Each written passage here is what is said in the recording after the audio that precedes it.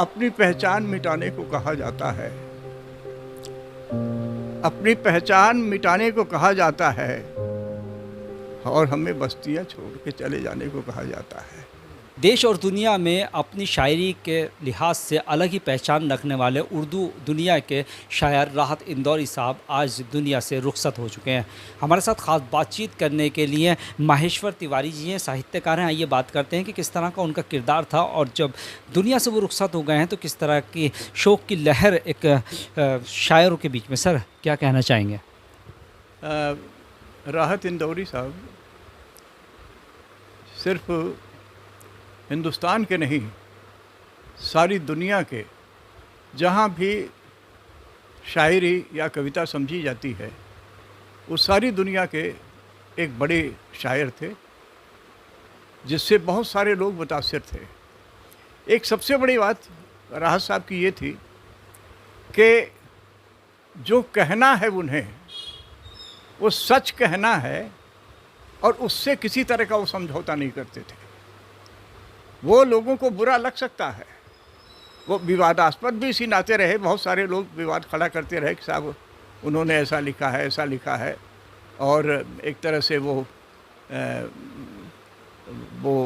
बेबाक शायरी के लिए जाने जाते थे और वही उनकी पहचान थी। सबसे बड़ी चीज़ तो ये है। दूसरी चीज़ ये है कि जहाँ तक आपसी रिश्तों का सवाल है, राहत साहब बेहद खूबसूरत इंसान थे। मिलते थे तो उतनी ही बेबाकी के साथ मिलते थे और ऐसा लगता नहीं था कि साहब पहली बार मिल रहे हों या किसी इस तरह से। जो मुझसे भी पहली बार मिले तो इस तरह का कोई बीच में आभास नहीं हुआ हमें कि वो पहली बार मैं उनसे मिल रहा हूँ। और जब उन्हें पता चला कि मैं मध्य प्रदेश में रहा हूँ और देवास से उसके पास से तमाम सारे मेरे रिश्ते रहे हैं, तो वो और ज़्यादा इस तरह मिलने लगे और वो ये मानने लगे कि जैसे मैं भी मध्य प्रदेश का ही हूँ। वो बाद में पता चला कि मैं वहाँ नौकरी के सिलसिले में था और फिर बाद में इधर आ गया मैं। वो इंसान बहुत सबसे बड़ी चीज़ यही कहूँगा मैं कि कभी भी जो सच है उसको कहने से वो संकोच नहीं करते थे। और आज के ज़माने में ऐसा सच बोलने वाला शायर बहुत कम लोग मिलेंगे। ये पॉलिटिकल थिंकिंग भी थी उनकी। अकबर इलाहाबादी को हम पढ़ते हैं, उन्होंने ब्रिटिश पीरियड में बहुत सारे ऐसे शेर कहे कि वो तलवार मुकाबिल तो हो तो अखबार निकालो, इस तरह की बातें वो करते थे। और उसके बाद जहाँ तक मेरे जहन में बातें हैं, राहत साहब एक अपने समय, हमारे अपने समय के एक इतने बड़े शायर थे जो वो कहते हैं। कुछ शेर मुझे याद आते हैं, मैंने वो किया है। वो देखिए, जैसे उन्होंने कहा था, लिखा था, अपनी पहचान मिटाने को कहा जाता है, अपनी पहचान मिटाने को कहा जाता है और हमें बस्तियां छोड़ के चले जाने को कहा जाता है।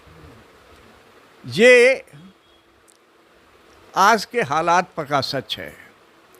राहत साहब जिसे पढ़ते रहे, मुशायरों में पढ़ते रहे और किसी तरह का भय, किसी तरह का संकोच कि लोग क्या सोचेंगे, क्या हो सकता है, वो कहते रहे। एक और है,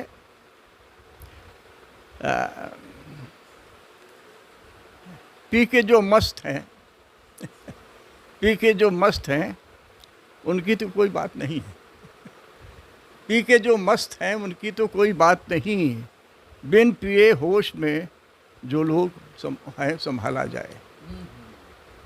ये बड़ा शेर है। मतलब शराब के नशे में कोई उल्टा सीधा बके तो उसे तो संभाल लिया जा सकता है, लेकिन होशो हवास में जो हमारी अपने इतिहास को मिटाने की कोशिश करें उसको नकारने की कोशिश करें, उनसे वो किसी तरह का समझौता करने वाले नहीं थे शायर। काफ़ी सारे मंचों में आपका उनका साथ रहा। मुरादाबाद के ताल्लुक से किस तरह की बात होती थी? क्योंकि जिगर मुरादाबादी साहब का ये शहर है, तो क्या मानते थे इसको? नहीं नहीं, उसको मानते थे वो। और देखिए, जिगर साहब से तो जुड़ाव तो था ही उनका। एक बार जिगर साहब गज़ल के एक बड़े शायर थे, तो उनकी तो सभी इज्जत करते हैं। और उन्हें यहाँ बुलाने में, जहाँ तक मुझे याद है, श्रेय है गौहर उस्मानी साहब को। किसी ज़माने में वो कलेक्ट्रेट मुशायरे और कवि सम्मेलन के आयोजकों में होते थे। उन्होंने पहली बार मुरादाबाद में राहत साहब से जो मैं मिला, तो कलेक्ट्रेट के मंच पर ही मैंने साझा किया मंच उनके साथ। और उसके बाद मंसूर खुद उनके साथ उसी तरह से जुड़ाव महसूस करते रहे और बुलाते रहे। तो मुरादाबाद एक तरह से उनका घर हो गया था। यहाँ मुशायरा हो और राहत साहब न हो, तो कहीं न कहीं से वो लगता था कि जैसे घर में कोई फंक्शन है और एक बहुत महत्वपूर्ण शख्स जो है फैमिली का मेंबर है और वो आज वो नहीं आया है। तो इस तरह का महसूस होता था। और हम जी भर के लोग, मुरादाबाद के लोग, उनको क्या, सारी दुनिया के लोग उनको जी भर करके सुनते रहे हैं, राहत साहब को। और यही उनकी खसूसियत है। एक और मैं शेर इनका कोट करना चाहूँगा। सभी के खून में शामिल है यहाँ की मिट्टी, सभी के खून में शामिल है यहाँ की मिट्टी, किसी के बाप का हिंदुस्तान थोड़ी है। ये कहने वाला, इससे बड़ा हिंदुस्तानी तो नहीं हो सकता। जो नकारते हैं जो हज़ारों साल की हमारी साझा विरासत है, जो साझा कल्चर है, उस कल्चर को भूल करके जो नकारते हैं इन सारी की सारी उपलब्धियों को, उनके ख़िलाफ़ खड़ा होकर बोलने वाला शायर आज हमारे बीच से चला गया है। और ऐसा लगता है कि वो जो हम साथ साथ चल रहे थे, ठहाके लगा रहे थे, बातें कर रहे थे, जो सच के साथ खड़ा होता था, उसकी ज़ुबान बोलता था, वो शायर, एक बड़ा शायर हमारे बीच से उठ गया है। और शायरी की दुनिया सूनी हुई है। बहुत जल्दी कोई राहत इंदौरी और हमें मिल पाएगा। देखिए, मुशायरे में वाहवाही लूटने वाले और सियासत को लेकर के शेर कहने वाले बहुत मिल जाएंगे, लेकिन पूरी जिम्मेदारी के साथ, पूरी ईमानदारी के साथ, यहाँ की सारी कल्चर को साथ खड़ा होकर के कोई अपनी बात कह रहा हो, ऐसा शायर राहत इंदौरी थे। और दूसरा तो मुझे कोई नज़र नहीं आता है।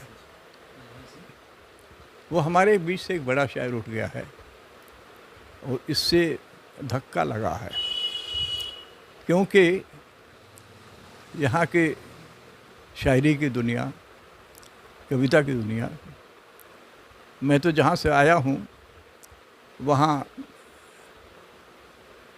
दो बड़े विद्वान थे, एक भगीरथ दीक्षित थे और एक और सज्जन थे। उन्होंने आधुनिक कविता का इतिहास लिखा और उसमें हिंदी कवियों के साथ साथ उस समय के जो बड़े उर्दू के कवि थे उनका भी जी कि बहादुर शाह जफर ने लिखा है ना कि 2 गज ज़मीन मिल सकी कुएं आर में। ये कहते हैं कि हमें सिर्फ 2 गज ज़मीन की ज़रूरत थी और दफन के बाद मुझे जमींदार बना दिया। ये कहना शेर, इस तरह से उठ कर के शेर कहना, ये बड़े शायर की बात है। और निश्चित रूप से राहत साहब हमारे समय के एक बहुत बड़े शायर थे। और एक और चीज़ मैं कहना चाहूँगा वो उर्दू के ही बड़े शायर नहीं थे। हिंदुस्तान के शायरी जो है, चाहे वो हिंदी की हो, चाहे उर्दू की हो या किसी और ज़ुबान की, तो हिंदुस्तान के वो हिंदुस्तानी ज़ुबान के बड़े शायरों में से थे, बड़े रचनाकारों में से थे, बड़े कवियों में से थे। और ऐसे शख्स बार बार पैदा नहीं होते हैं। वो बड़ी मुश्किल से होता है चमन में दीदावर पैदा। एक दीदावर शायर हमारे बीच से गया है, उसकी कमी हमें खलती रहेगी और हम उनकी शायरी में उन्हें ढूंढते रहेंगे और अपने लिए मुश्किल वक्त में ताकत पाते रहेंगे, सच बोलने की ताकत। ये हमें राहत साहब दे गए हैं। उनके जाने से अफसोस बहुत है, और लेकिन इससे हमें उबरना होगा, क्योंकि उनके यहाँ कोई अफसोस नहीं था। ज़िंदगी में कभी किसी अफसोस के साथ उन्होंने अपनी बात नहीं कही। अफसोस के ख़िलाफ़ ठहाके लगाते रहे, लोग विवाद खड़े करते रहे तो वो ठहाके लगाते रहे। ये मादा जो है बहुत कम शायरों में है। और मंच पर मिलेंगे लोग, पॉलिटिकल शेर कहेंगे, लेकिन वो गहराई नहीं होगी जिसे लोग सदियों तक याद कर सकें।